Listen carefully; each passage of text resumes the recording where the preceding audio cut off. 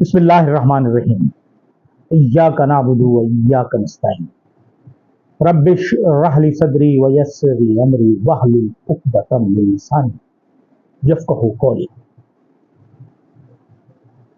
कल उम्मीद है कि मखसूस नशिस्तों का केस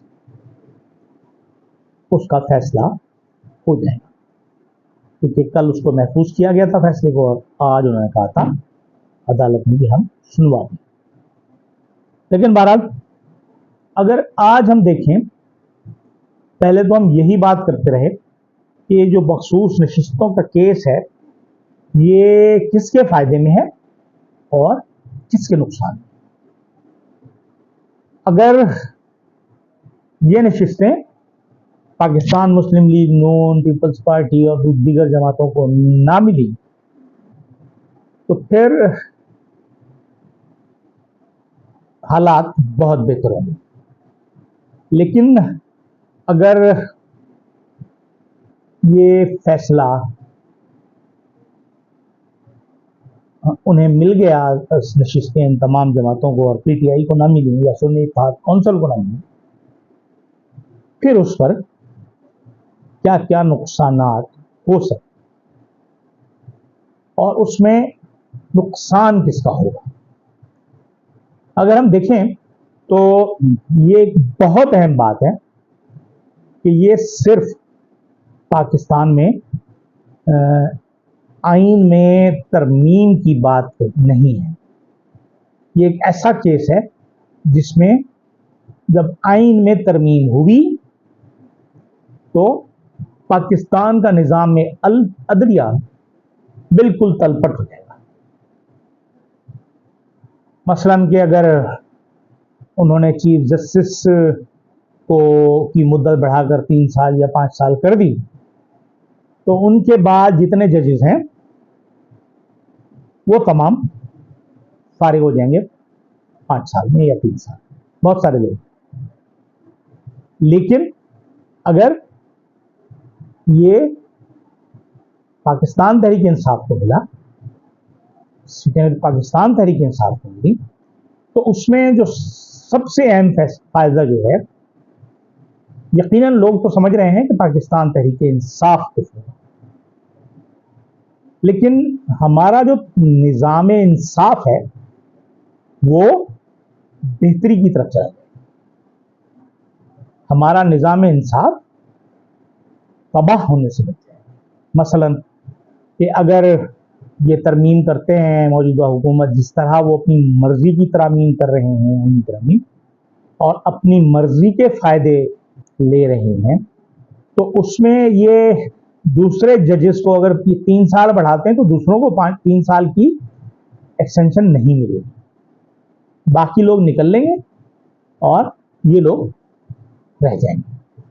तो ये एक ऐसा मामला है जिस पर सोचना हमारे जजेस का भी काम है, तो उसमें मौजूद जजेस हैं। ये फुल कोर्ट जस्टिस वो है, कोर्ट है, फुल कोर्ट है, लेकिन अगर हम उसे देखें तो ये फुल कोर्ट जो है वो पाकिस्तान को खराब होने से बचा पाएगा। अगर हम ये देखें कि इसमें पाकिस्तान तहरीक इंसाफ या सुन्नी इत्तेहाद कौंसिल का क्या फायदा है, तो यकीनन वो उन्हें रोकने में कामयाब जरूर हो जाएंगे। लेकिन एक सिस्टम जो आज तक चला आ रहा है कि जजिस, सुप्रीम कोर्ट के जजिस की जो आईनी मुद्दत है, उनकी जो उम्र की हद है रिटायरमेंट की, वो 65 साल है। तो उससे क्या फायदा होगा कि तमाम लोग अपना काम करते हैं, किसी को 2 साल मिलते हैं, किसी को 4 साल मिलते हैं, किसी को 6 साल मिलते हैं। 4 साल 6 साल तो बहुत कम लोगों को मिलते हैं, लेकिन जस्टिस इफ्तिखार चौधरी को मिले। तो ऐसी सूरत हाल में हम ये सोचने पर मजबूर हैं कि ये सिर्फ पाकिस्तान तहरीक इंसाफ का केस नहीं है, ये पाकिस्तान के निज़ाम इंसाफ का केस।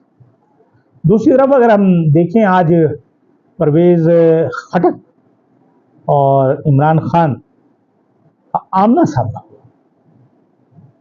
लेकिन जो वाकिफीन हालात बताते हैं वो बताते हैं कि उस वक्त परवेज़ खटक की हालत ऐसी थी तो कि अगर काटो तो लहू नहीं। तो वैसे भी वो बेचारे बहुत ही नहीफ से आदमी हैं, लेकिन चैलेंज उन्होंने किया था इमरान खान को, और ये चैलेंज जो है उन्हें बहुत महंगा पड़ा।